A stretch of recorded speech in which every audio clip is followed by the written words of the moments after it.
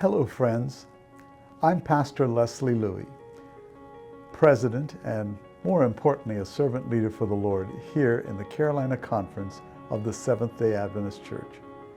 For the past 19 years I've also had the sacred responsibility of overseeing a ministry that we call PARL. PARL stands for Public Affairs and Religious Liberty. 6 of those years were in Alabama, Mississippi, and Northwest Florida, and the past 13 years here in North and South Carolina. Religious liberty, also known as the freedom of religion or belief, and we use an acronym called FORB, or F-O-R-B, is a principle that supports the freedom of an individual or a community in public or private to manifest religion or belief in teaching, practice, worship, and observance. Now, why is this ministry such a vital part of the Seventh-day Adventist Church?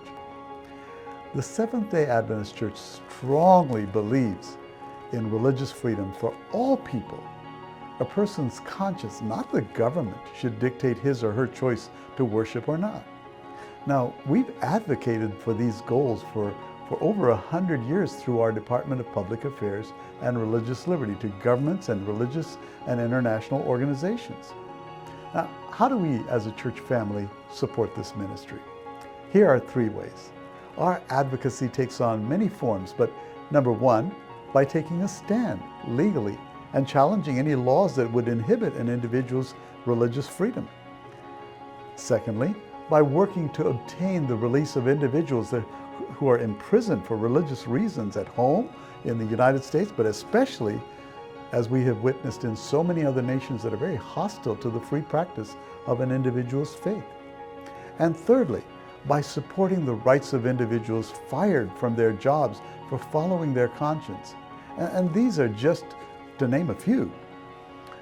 As a member of one of the 182 churches and companies, or the 39 organized mission groups in North and South Carolina, if you have a challenge due to a Sabbath accommodation issue or a conflict in a school or university, my office partners with the Southern Union Conference PARL Department to help you through that difficulty by providing you with legal support and assistance.